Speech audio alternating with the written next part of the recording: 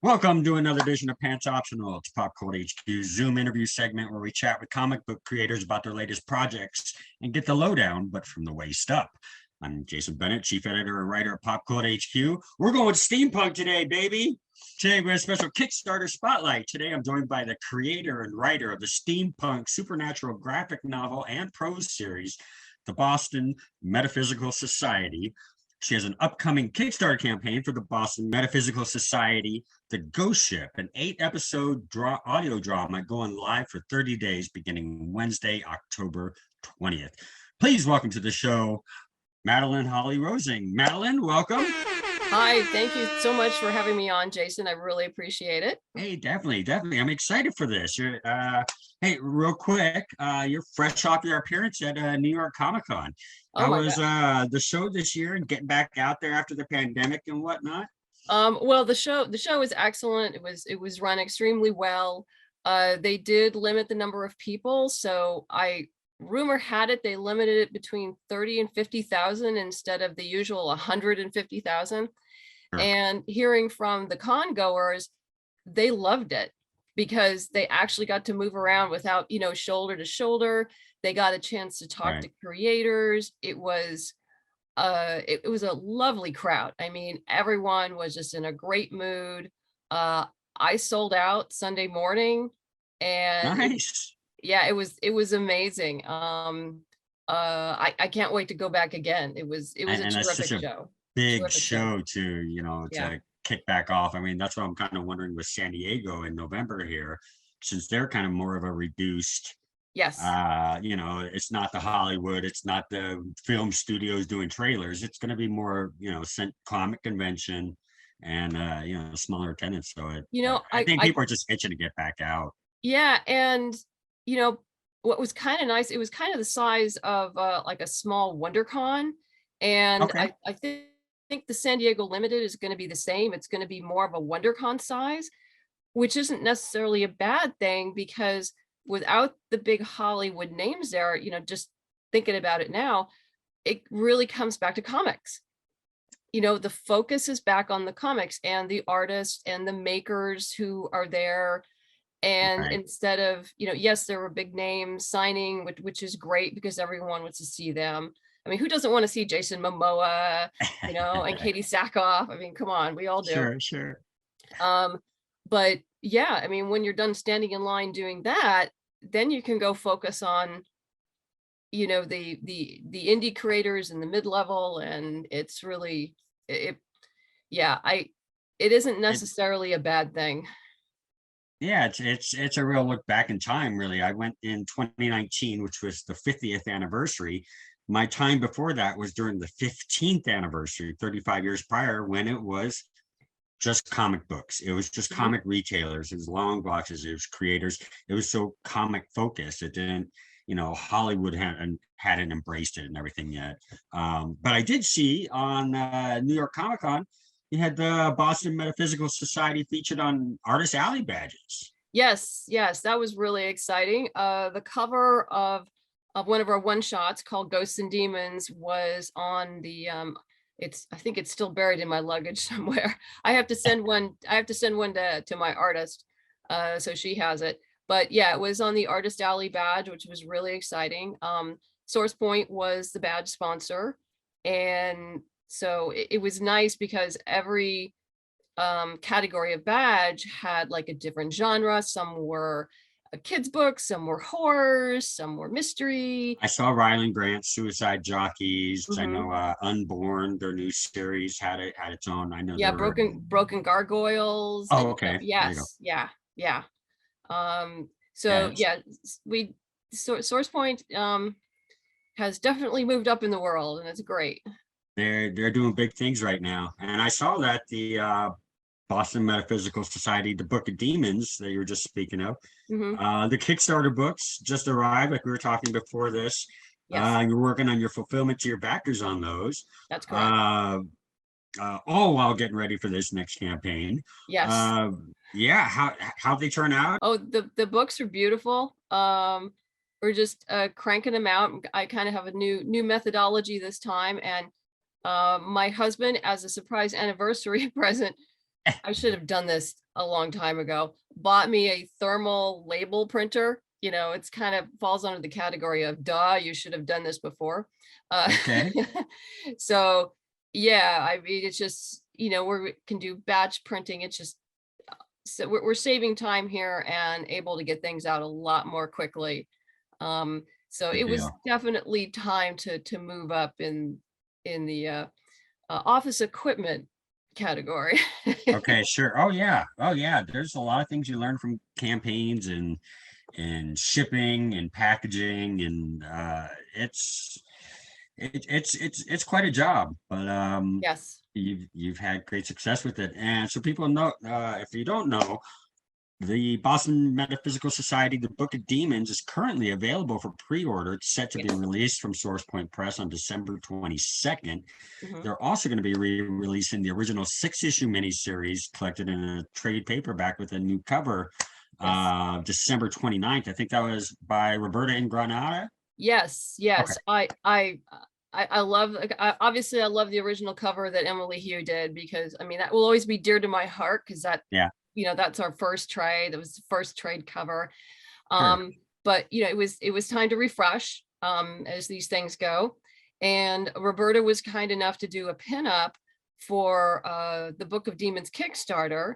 So when I approached her, I said, "Hey, I'd love you to do, a cover for the second edition of the trade." She, automatically said yes, and when do you need it?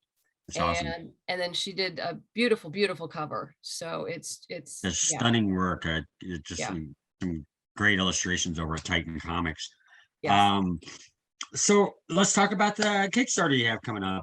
The Boston Metaphysical Society, the Ghost Ship audio drama. yes. Like I mentioned earlier, it's an 8-episode series that includes a full cast of actors and be available on a number of formats. Can you walk us through how the concept arose and how that led you to opt for a different medium at storytelling? Sure. Eddie Louise, who is a script editor and on the series, and I would say mentor, and I blame it all on her, actually. uh, she and her husband, Chip, were the co-creators on their own audio drama, Sage and Savant, for 4 years. And Eddie Louise and I, we met through several cons. We, became friends, and then we hung out at the Nebula convention pre-pandemic. And she just sat me down and she said, "You have to make this into an audio drama. You have to." And I said, "Well, I'll only do it if you help me." Because I have no idea, how to do this. All the production and everything. And she said, "Okay." So I got to thinking about it, and um I don't know if you know this, but Boston Metaphysical originally started as a TV pilot when I was at film school at UCLA. And so I wrote the pilot there. And one of my classes, you're required to write the 5th episode of your series, because if you can write the 5th episode, then it has legs. And Okay. you continue, there's enough there that you can continue with the series. Right. So the Ghost Ship is an adaptation of that 5th episode that I wrote. Oh, And I changed a lot of it. The basic premise is the same. But yeah, I completely rewrote it in, audio drama format.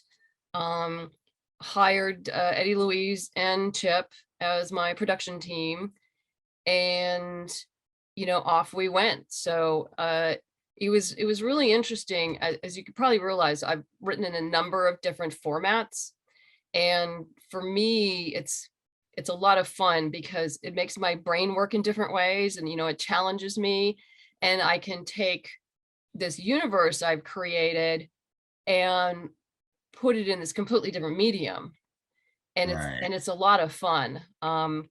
Working with the actors, and looking at the the script is really a communication document to your actors and to your audio engineer, and learning how to do that Sure. effectively. Sure. And yeah, I mean, I can imagine it's a crazy process. Who have you tapped for voice work in this series? Caitlin O'Sullivan is being played by Emily Snyder. Samuel Hunter is played by Ryan Philbrook, and Granville Woods is played by Martin Davis. Okay. And I did bring Thomas Edison into the last 3 episodes, and he's played by H.B. Gibson. And the actors are just fabulous. And Nice. Nice. Chip is a rather daunting director. I mean, I wanted to direct some, but I realized I just didn't have the experience yet. Sure. So Sure. of course. So shadowing Chip has been really eye-opening, and I've learned a tremendous amount. If the Kickstarter does well, and we want to continue forward, yeah, at some point I hope to direct some of my own episodes. But he Okay. really he's very demanding of his actors, and Yeah. and they responded so well and up their game. I mean, they were good walking in, and then yeah, it's just so great. And And we're finalizing the final touches on the sample clip that will be on the Kickstarter homepage, so okay. people can listen to it, Right. and to finally hear it with all the special effects and the music.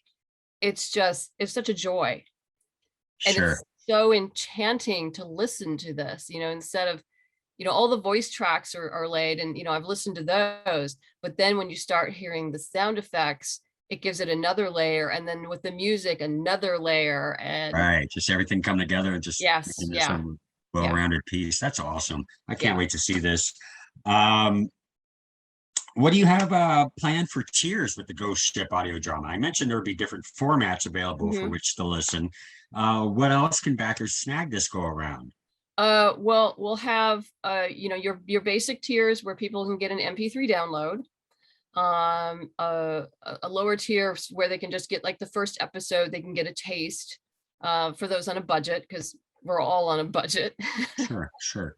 We have a flash drive, which is kind of cool. It's actually a wooden flash drive where I had the artist Alejandro Lee design an American clipper ship that's going to be imprinted on the flash drive along with the title. Okay. Um, I'm working with a couple of CD companies to put together a package I like for the CD. You've already seen probably the cover of the CD. That's the artwork. Yes. Okay. That's the CD cover. The books will be available, all of the books if people are interested in. Okay.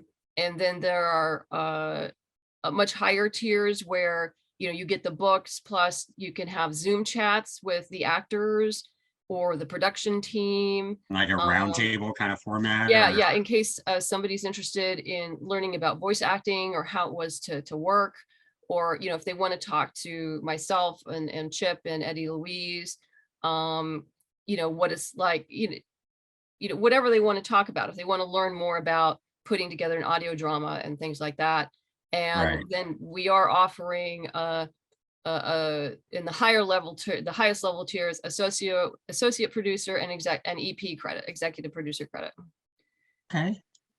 Yeah, Joy, you really cover the spectrum from, if you just want a little taste all the way to, join up and be a part of this force that's moving through the industry right now.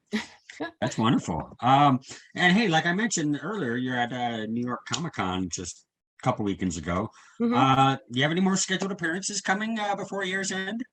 Just one more right now, and that'll be the San Diego Limited Okay. in November. Okay. Yeah, I'll catch you there. I already got my hotel, and you were at Rose City was good for you this year too, wasn't it? Yes, we were up at Rose City. That was great. I always love Rose City. Oh, it's a great convention. It was Yeah, still just too soon for me. no, I understand. No, but I'm like San Diego, okay. And then I think I have Ontario in December, but I do want to get back to Rose City as I did in 2019, and it was just a great show all around. Yeah, we were there in 2019 as well. Yeah, it has a nice vibe. It's run well. Yeah, good Yeah, layout. It's yeah. not, yeah, I was impressed all around.